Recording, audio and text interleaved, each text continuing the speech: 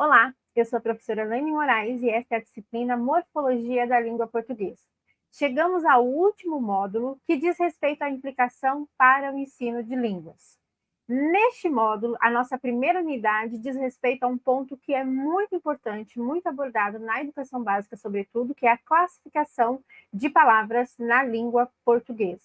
Então, nesta aula, para pensar um pouquinho nesta unidade, nós vamos discutir o problema da classificação tradicional, os três principais critérios de classificação das palavras em grupos, em agrupamentos, nas categorias que nós conhecemos, como a NGB, Nomenclatura Gramatical Brasileira, olha para isso, e depois, a partir de três diferentes linguistas, nós vamos observar como se dá algumas propostas de reclassificação ou, no mínimo, de rediscussão de tais agrupamentos. Então, as propostas são do José Lemos Monteiro, para falar de pronomes, numerais, artigos, interjeições e conectivos, que é esse nome macro que nós usamos para falar tanto da conjunção, quanto da preposição ou do pronome relativo, né? A proposta de Charles Bailly, para pensar na relação de determinância. Então, nós vamos falar um pouquinho de determinado, determinante, determinante do determinante, e a proposta de Matoso Câmara Júnior, para pensar um pouquinho a relação entre nomes, verbos, pronomes, os próprios adjetivos, numerais, artigos e os conectivos. Bom, para começar, então, vamos trazer para a conversa a linguista Maria Tereza Camargo Biderman, que tem um papel muito importante, né, na categorização desse processo, porque ela vai chamar atenção a forma como as palavras foram agrupadas ao longo da história. Então, historicamente, algumas expressões foram cunhadas para dizer respeito a esse movimento de unir palavras em agrupamentos para estudo. Então, partes da oração, partes do discurso, classes de palavras, que é uma expressão um pouco mais conhecida, e dentro da linguística e dentro dos estudos morfológicos, classes gramaticais. Pensando que nós já estudamos aqui em módulos anteriores as categorias, né? Nós vimos que existem categorias linguísticas e categorias gramaticais. As categorias linguísticas dizem respeito a esse universo do qual nós estamos tratando agora. Bom, a Biderman, ela ainda explica que Cândido Jucá Filho pensava que a classificação só é possível dentro dos contextos da oração, sendo o papel da função fundamental e o da significação secundária. Então, vamos começar a pensar um pouquinho sobre isso. Primeiro que, se a gente pensa em classificação de palavras e já observa essa classificação como possível dentro do contexto da oração, então nós estamos tratando especificamente de uma relação, mais uma vez, com a sintaxe, né? De um olhar morfossintático para esse processo. E aí, olhando, então, as orações, os sintagmas, as frases, esse universo sintático, a função vai ter um papel mais importante nesse processo de categorização, e o papel secundário, e o segundo papel, então, seria do universo da significação, ou seja, seria esse de pensar quais são os significados que advêm de determinados usos para algumas classes de palavras. Bom, então, o esquema passado é eclético e considera, ora, então, o valor semântico, né? Ora, o valor gramatical. E aí, quando a gente está falando de gramatical, estamos acoplando tanto essas informações, essas especificidades que são mórficas, que são morfológicas, quanto as especificidades que são de natureza sintática. Bom, agora, pensando um pouquinho sobre isso, Mello vai dizer o seguinte, que o problema da classificação das palavras pertence muito mais à lógica do que à gramática. Por isso mesmo que se trata de classificação. No entanto, como material por classificar são palavras, é chamada a falar a ciência ou as ciências que tem por objetivo próximo ou remoto a palavra. Então, vamos pensar um pouco sobre isso. Vamos pensar um pouco essa citação da página 137 e o texto de 1981. Quando nós pensamos em todas as ciências, sobretudo aquelas que são movimentadas na educação básica, se a gente pensar, por exemplo, nos estudos da química, da física, da biologia, da geografia, da história, qualquer que seja o campo disciplinar para o qual nós olhamos, esse aspecto de classificação é algo que é comum a diferentes objetos de estudos e com diferentes propósitos. Então, do ponto de vista, quando a gente pensa na gramática, aqui a ideia é pensar, olha, a classificação já começa lá com a lógica. No próprio estudo da retórica, a gente já tem possibilidades classificatórias para o uso da linguagem, né? Ou para o bom uso da linguagem, ou para o que se classifica como bom uso. E aqui não é diferente, né? Quando a gente vai pensar a morfologia, nós também vamos usar esse princípio que é tão antigo, que é o da classificação, e ele acaba sendo, às vezes, o grande problema quando se trata das atividades na educação básica. Porque quando você vai para a sala de aula com esse intuito maior de permanecer na lógica da classificação, algumas coisas podem se perder. Porque, para além de qualquer classificação, nós estamos falando da linguagem em uso. Bom, e aí, pensando então na NGB, Felício Margot, que a gente já usou aqui na disciplina, montou um material didático para educação à distância aqui da UFMS, professor da UFSC, da Universidade Federal de Santa Catarina.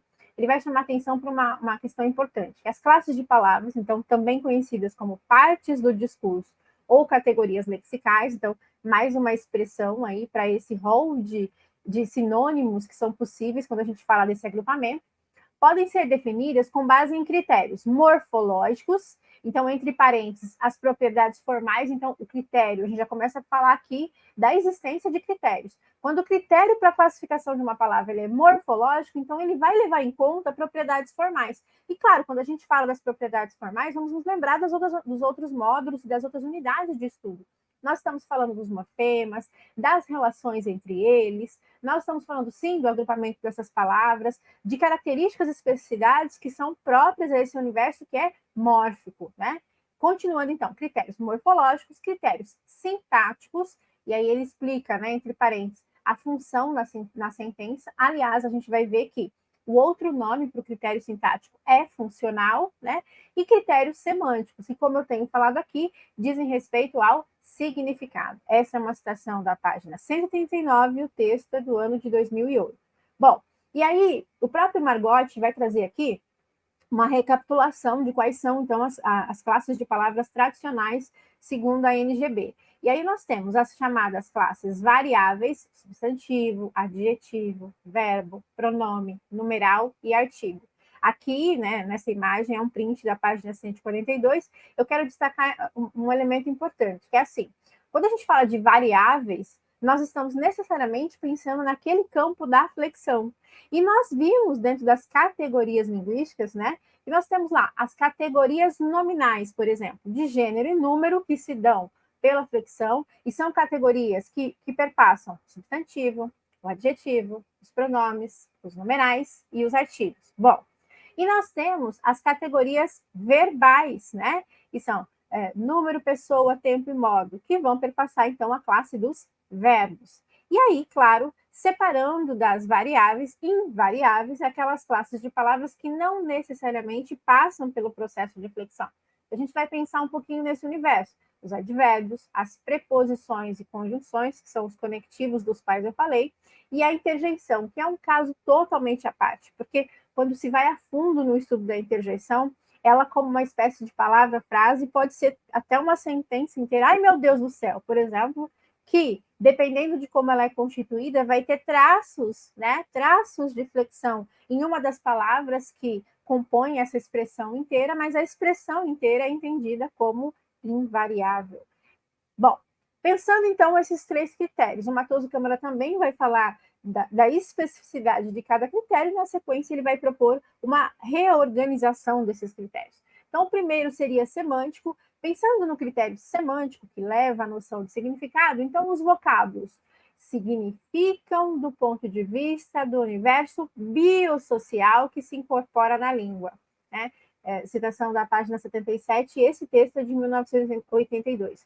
Pensa que, quando a gente fala do universo biosocial, nós estamos pensando realmente nas possibilidades semânticas do emprego de cada palavra. E nós vamos ver daqui a pouco alguns exemplos e vamos perceber que alguns traços são muito marcantes quando se trata de perceber que uma determinada classe está sendo classificada no livro didático, está sendo classificada na gramática, no dicionário, do ponto de vista do semântico.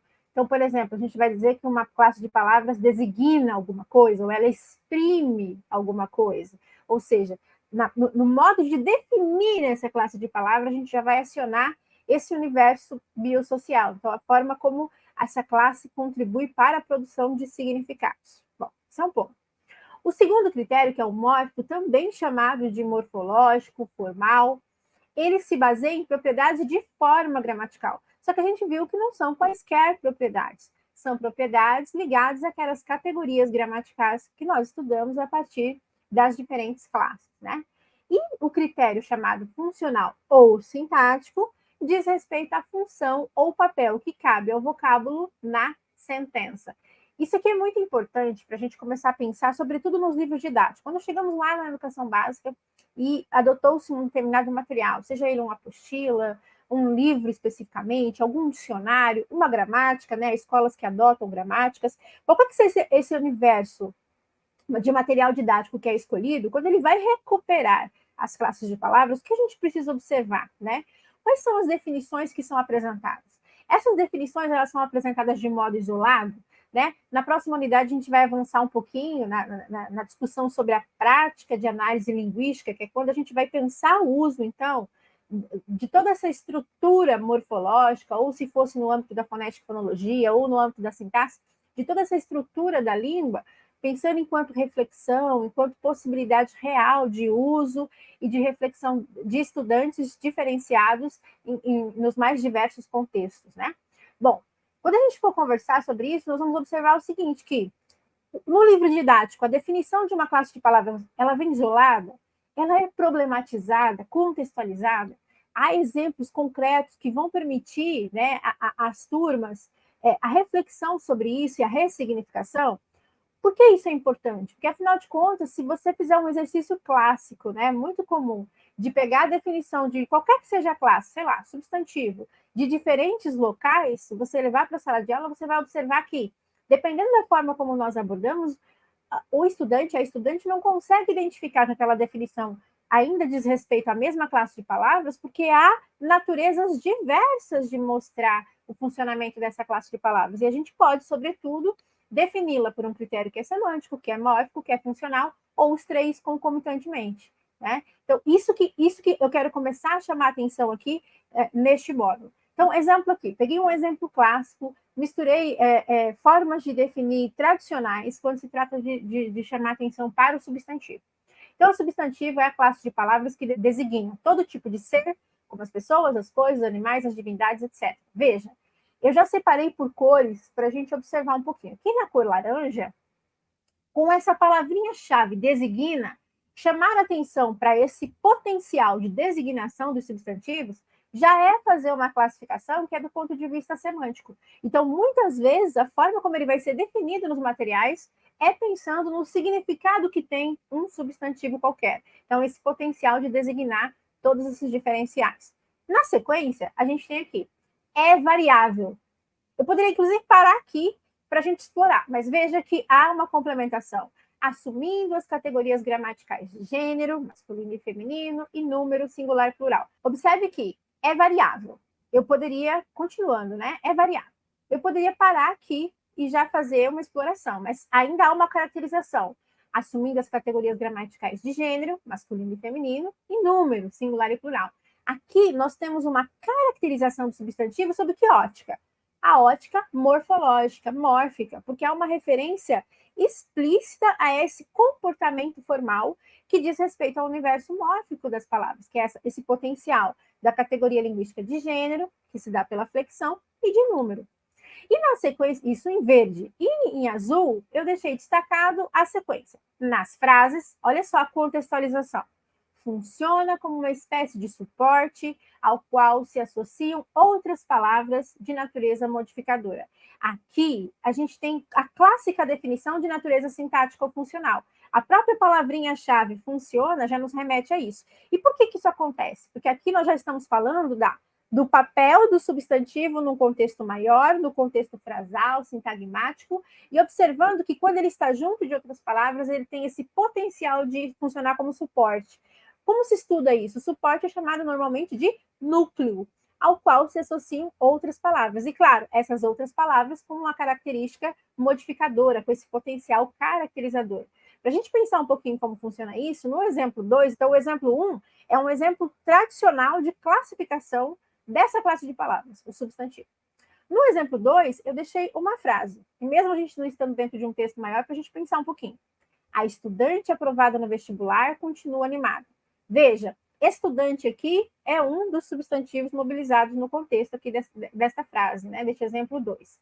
A estudante. Quando a gente fala de estudante, pensa do ponto de vista semântico, está sendo usada essa classe para designar um tipo de ser, e um tipo de ser que exerce um papel fundamental na sociedade, que são as pessoas que estudam, os e as estudantes, ok? Do ponto de vista morfológico, nós podemos observar que nós, inclusive, estudamos, esta é uma palavra que está no singular. Então, a marca de número nela é o morfema zero, como nós já estudamos, em oposição a estudantes. E do ponto de vista do gênero, é uma palavra cujo gênero vai se marcar através de outras palavras que acompanham, definem e modificam, como acontece com o artigo A, que dá para essa palavra essa noção de gênero feminino. Então, veja que, quando a gente fala que a estudante aprovada no vestibular continua animada, se nós fôssemos realizar aquela clássica pergunta de procura do sujeito, né? Olhando para o verbo continua, quem é que continua animada? A estudante aprovada no vestibular, esse sujeito macro, que é um sujeito simples, ele é simples por quê? Porque ele tem apenas um núcleo. Qual é o núcleo? Estudante. Todas as outras palavras que orbitam em torno desse núcleo vão associadas a ela modificar, caracterizar, que não é qualquer estudante, né? É a estudante, é a estudante que foi aprovada no vestibular. Então, veja que a possibilidade de olhar para o substantivo aqui é uma possibilidade que se dá de três formas distintas, pelo critério semântico, pelo critério morfológico ou pelo critério sintático ou funcional. Bom, no exemplo 3, eu trouxe mais uma caracterização, mais uma definição, né? Agora da classe de palavras verbo. O verbo é a classe de palavras que, exprimindo ação, apresentando um estado ou indicando mudança de estado, pode se flexionar em número, pessoa, tempo e modo, funcionando como núcleo dos predicados verbais em diferentes orações.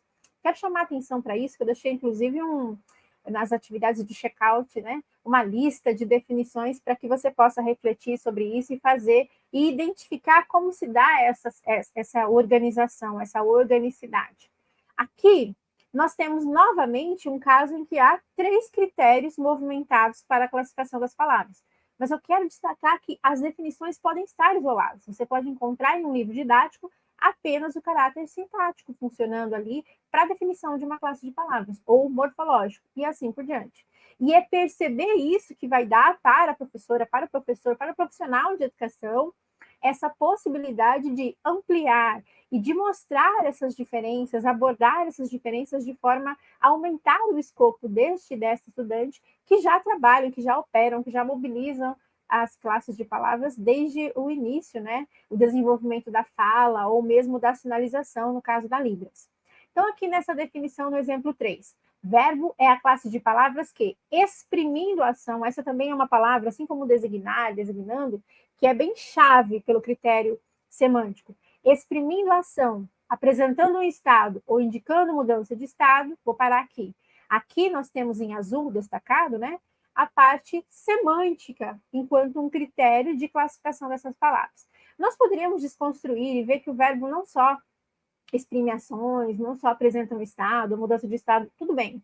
Fenômenos da natureza, por exemplo, não compareceram nessa definição, né? E nós já estudamos um pouco sobre isso em outro modo. Mas o que eu quero chamar a atenção é para a forma como o verbo está sendo caracterizado aqui. Na continuação, no trecho em amarelo, pode se flexionar em número, pessoa, tempo e modo, é justamente uma definição, uma classificação de natureza morfológica, que vai caracterizar o verbo justamente pela natureza da flexão. Nós estudamos, por exemplo, que nas categorias gramaticais do verbo há outras características. Nós temos a categoria, por exemplo, de voz, e nós temos a categoria de aspecto verbal, que não foram mobilizadas nesse trecho de definição, porque o trecho pegou apenas aquelas categorias que se dão pela flexão. De toda maneira, nessa caracterização, nós temos qual critério adotado? O morfológico, mórfico ou formal. E, por fim, nessa definição, funcionando como núcleo dos predicados verbais em diferentes orações. Observe isso. A palavra funcionando já nos dá a dica aqui nesse trecho em laranja de que esse critério acionado é o critério sintático ou funcional. Mas é importante observar como ela se organiza. Olha lá. Então, o verbo ele funciona como núcleo. A gente acabou de ver na definição de substantivo que o substantivo também tem esse potencial de núcleo. Só que ele tem esse potencial de núcleo que você certamente vai estudar em sintaxe, o núcleo sintagmático do sintagma chamado nominal. E os verbos, eles são núcleos dos sintagmas, né, verbais, que acontecem em predicados como que está definido aqui, predicado verbal. Na educação básica, você certamente viu aquela classificação que diferencia predicado nominal, do predicado verbal, do predicado verbo nominal. Aliás, isso acontece bastante, né? Para a gente pensar um pouquinho sobre isso, no exemplo 4 nós temos: as estudantes estão animadas com a chegada do próximo feriado. Então, aqui a gente vai olhar o verbo estar, né? Estão animadas com a chegada. Esse verbo estar indica um estado de espírito, que é a animação. Imagina que estudantes podem estar animadas, seja para o descanso, ou seja para colocar alguma matéria em dia, para aperfeiçoar com exercício, depender do nível, né, de formação ou de busca que estão essas estudantes. Bom, aqui, se a gente pensar do ponto de vista das categorias de número, pessoa, tempo e modo, nós estamos no presente do modo indicativo e elas estão terceira pessoa do plural. No exemplo 5, a gente tem bom, no exemplo 4, voltando, veja que nós não poderíamos falar que aqui o verbo é um núcleo, por quê? O verbo estar, ele é um verbo de ligação e ele é seguido, né, do predicativo do sujeito animadas. Nós sabemos que nos predicados nominais, como existe o verbo de ligação, uma cópula, o que acaba sendo núcleo é a palavra animadas. Então, aqui, no exemplo 4, nós poderíamos pensar nas duas primeiras definições apenas, né? Mas no exemplo 5, a gente já pode pensar na terceira definição, no verbo aqui funcionando como núcleo do predicado. Por quê? Porque o predicado é um predicado verbal, a gente não tem um verbo de ligação. Veja, os viajantes chegarão hoje. Quem é que chegarão hoje? Os viajantes. Chegarão hoje é esse predicado. Dentro desse predicado, nós temos o verbo, que como não é de ligação, ele é núcleo, ele é a palavra mais importante, e na sequência, esse adjunto adverbial de tempo, que é o tradicional advérbio de tempo, que a gente olha como classe de palavras. Sintaticamente, ele está ao lado e junto do verbo, ele funciona como adjunto adverbial. Aqui a gente tem, então, o chegarão como núcleo desse predicado verbal nesta oração. Mas o Matoso Câmara Júnior vai falar que existe um limite muito tênue entre a classificação que é da natureza morfológica e a que é de natureza semântica. Então, ele vai defender a existência de um critério duplicado, compósito. Ele vai reunir essas duas noções. Então, ele vai chamar que o critério que pode ser chamado de morfo-semântico parece ser o fundamento primário das classificações. E é por meio dele que classificamos os vocábulos formais, então, em nomes, verbos e pronomes. Então, olhando do ponto de vista das características morfossemânticas, a gente divide aquelas 10 classes de palavras em 3: os nomes, os verbos e os pronomes. Pensando, então, daqui a pouco a gente vai ver que os nomes têm essa relação com uma natureza mais estática, os verbos com uma natureza dinâmica, e os pronomes com esse potencial deítico e anafórico ou catafórico, do qual a gente já vai falar. Bom, em face, então, dessa classificação morfossemântica, o que sobraria? A classificação funcional, que subdivide nomes e pronomes pela sua função na comunicação linguística. E aí, pensando, então, que existe aquele critério composto, o segundo seria esse critério sintático-funcional. E ele é muito importante, inclusive, para a gente perceber se nomes e pronomes, do ponto de vista mórfico, eles são parecidos, porque eles têm características gramaticais muito comuns, como o gênero e o número, por exemplo, né? O que promoveria, então, a grande diferença entre essas classes? E aí a gente pode pensar, por exemplo, na função sintática que eles desenvolvem, ou na função deles na comunicação linguística. E a gente vai explorar isso daqui a pouco, um pouquinho mais. As citações que eu mencionei agora são das páginas 78 e 79, e eu ainda estou no texto de 82. Bom, a proposta de Monteiro, então, pensando nesses agrupamentos, nessas especificidades, ele vai fazer uma diferenciação entre o que são classes e o que são funções. Então, a partir de Monteiro 2002, né? A partir disso, Monteiro 2002, página 226, lembra que não se deve confundir classe com função. O nome, o pronome e o verbo, na concepção de Monteiro, são classes. O substantivo, o adjetivo e o advérbio são funções. As classes são estudadas dentro da morfologia, as funções na sintaxe. É uma definição bem controversa, mas a gente começa a pensar sobre ela. Bom, toda vez que você chegou numa aula de sintaxe e ouviu a palavra nome, você deve ter percebido que a gente chama de nome, é substantivo. a gente chama de nome o adjetivo, mas a gente também chama de nome os advérbios. E do ponto de vista mórfico, a gente acabou de pensar que substantivo e adjetivo são classes variáveis. O advérbio é invariável. Então, pensar esse agrupamento maior como nome é, na definição de Monteiro, pensar numa classe que tem determinadas características. E pensá-las em separado, né, com especificidades, já é olhar para as funções desse nome. Ele pode ter a função substantiva, adjetiva ou adverbial. E aí a gente vai, daqui a pouco, entender como isso se conecta com uma outra proposta, né, do Charles Bailey. Bom, ainda na proposta de Monteiro, sob o ângulo estritamente morfológico, é impossível explicar as classes gramaticais propostas pela LGB, porque realmente os critérios são muito volúveis, né? Os 10 agrupamentos nos fazem questionar uma série de elementos. Então, o que ele vai defender? Há duas classes fundamentais, a dos nomes e a dos verbos, opostas pelos paradigmas flexionais. São aqueles paradigmas que nós já estudamos. Semanticamente, os nomes correspondem, então, a uma visão estática da realidade, enquanto os verbos traduzem representações dinâmicas. E aí a gente pode questionar um pouquinho, né? Porque justamente nós temos nomes, aqueles que estudamos nas escolas como substantivos, por exemplo, abstratos, que podem trazer em si ideias de ações. Então, já são questões para a gente começar a pensar. Essa citação é do texto de 2002, da página 235, e o ano é 2002. Bom, nessa proposta ainda, os pronomes se distinguem dos nomes porque expressam um significado deítico ou anafórico. Vamos pensar sobre isso, né? Então, um exemplo como esse. Ela está me irritando. Eu gosto muito quando eu estou em aula presencial, trabalhando com isso, porque eu chego, me aproximo da parede, olho para a parede e uso esse enunciado. Ela está me irritando. Qualquer aluna, qualquer aluno que esteja diante dessa situação, pode ficar refletindo se, por exemplo, o professor enlouqueceu, por que ela está diante da parede dizendo que ela está me irritando. E por que isso acontece? Porque o ela, enquanto pronome, né, ele é esvaziado de sentido específico. Diferentemente dos nomes, que são símbolos, né? Se eu falo a palavra cadeira, se eu uso a palavra garrafa, qualquer pessoa da nossa língua, mais ou menos vai ter uma ideia do que pode ser uma cadeira, do que pode ser uma garrafa, mesmo que a imaginação leve para especificidades, né, diferentes para cada um desses objetos. Mas a palavra ela, como pronome, ela é um sinal, ela é esvaziado de sentido específico. Então, eu posso usar ela para falar de uma pessoa, para falar de um objeto, para retomar uma situação no feminino. Por isso que, diante da parede, o ela pode ser a parede, eu posso estar falando que a parede me irrita, ou eu posso estar fazendo, ou, cinicamente, falando de alguém que esteja fazendo alguma coisa por perto, e aí é um jeito dissimulado de fazer referência a essa pessoa. E veja que o significado de ela, ele é um significado que vai variar. Eu preciso apontar, né, com essa sua natureza deítica, eu preciso apontar para que a gente entenda qual é a referência para essa noção. Um outro exemplo, que é o exemplo 7, vai mostrar um pouquinho essa natureza deítica na relação com o tempo. Então, este momento é muito importante para nós.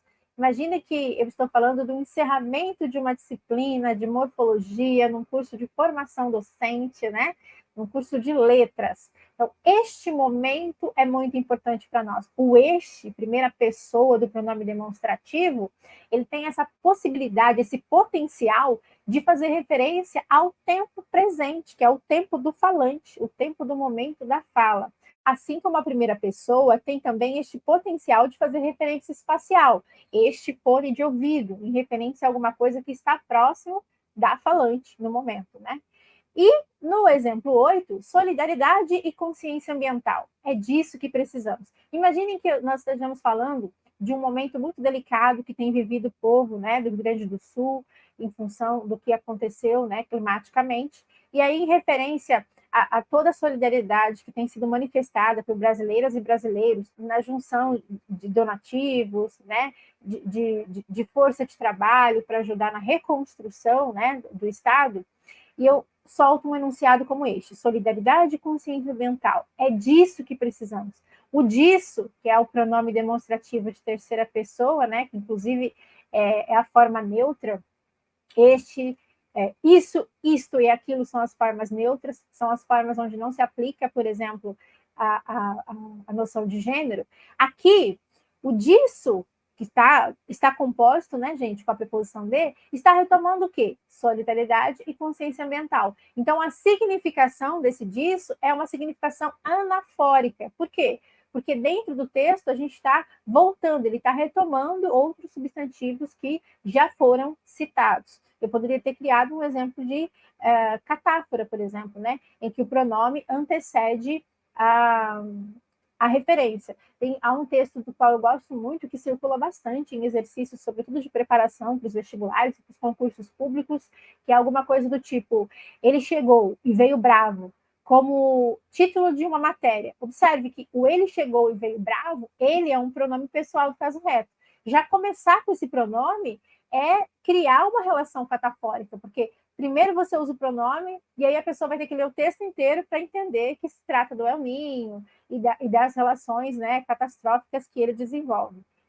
Inclusive uma forma, a catástrofe é inclusive uma forma de promover a criatividade, estimular para que a pessoa tente buscar essa referência ao longo da leitura que continua.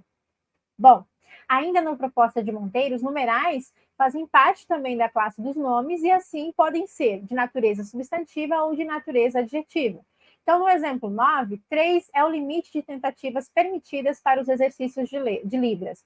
Imagina, eu estou fazendo referência aqui, está acontecendo neste momento um curso de Libras à distância, e nesse formato assíncrono ele tem, por exemplo, lá no ambiente virtual de aprendizagem, algumas questões que são de natureza avaliativa. E qualquer estudante ou qualquer professor, enfim, qualquer cursista que esteja desenvolvendo tem como limite 3 vezes a possibilidade de fazer os exercícios e adquirir a nota necessária.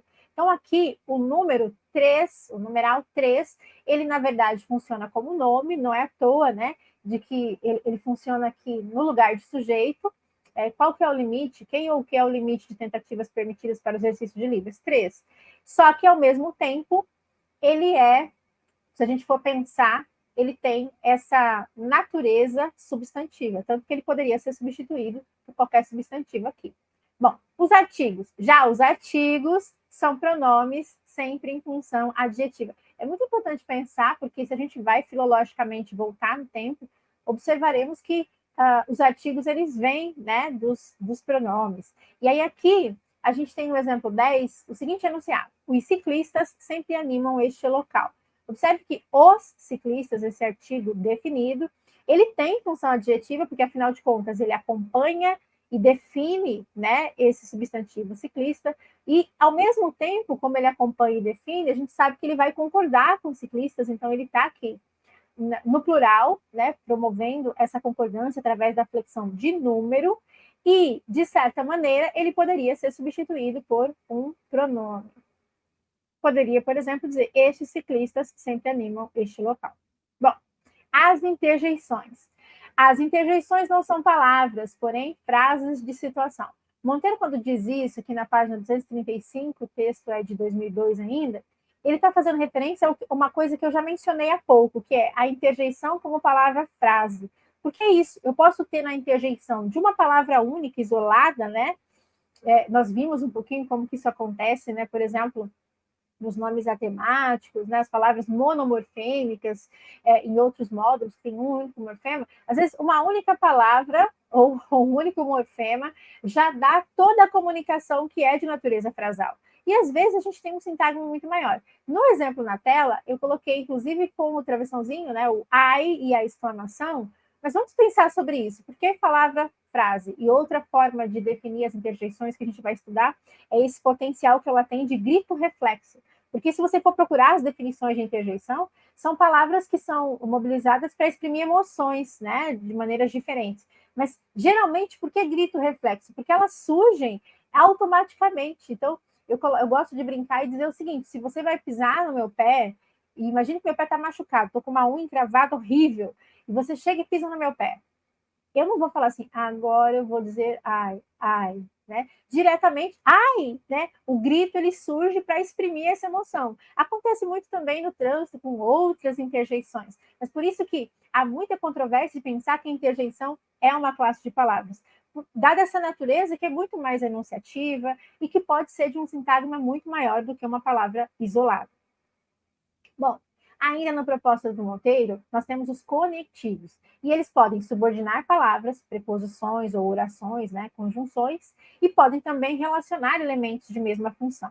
Vamos pensar um pouco sobre isso. Chamar de conectivo é uma designação bem melhor, bem mais adequada para entender esse grupo que é diverso e que tem essa dupla função, ou subordinar, então causar uma relação de dependência, seja pelas palavras, no caso das preposições, ou nas orações, no caso das conjunções, e pode relacionar elementos que têm a mesma função. Vamos ver como isso funciona nos exemplos. No exemplo 12, quero que o doce de abóbora seja o produto principal na exposição. Imagine aí uma feira alimentícia, né? Então, quero que. Esse que é uma conjunção integrante em língua portuguesa. Você deve ter estudado quando ela une, ela conecta uma oração principal, querer, e uma oração subordinada, substantiva, e neste caso aqui, né, objetiva direta. Então, aqui nós temos uma oração, um conectivo que liga duas orações, e de maneira que o segundo complementa o sentido da primeira. A segunda oração, ela vai funcionar com o objeto direto do verbo da primeira oração.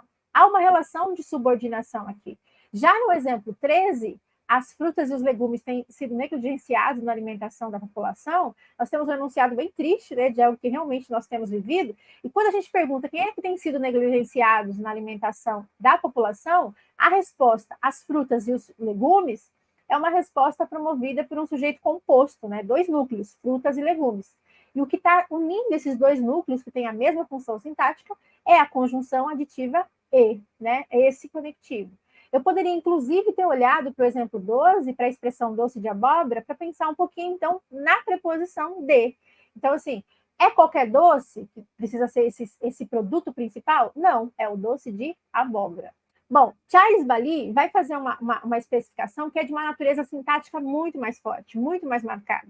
Através dele, existem as noções das classes que são determinantes, então elas vão acompanhar, vão definir ou indefinir, vão caracterizar um núcleo, né? Em português, ele vai chamar atenção para o fato de que existem, então, os adjetivos, os pronomes, os artigos, os numerais, os advérbios, porque os advérbios também determinam outras classes, como a gente vai estudar no próximo módulo, o verbo, que de certa maneira é determinante do sujeito, em uma oração, quando a gente tem oração com o sujeito, né?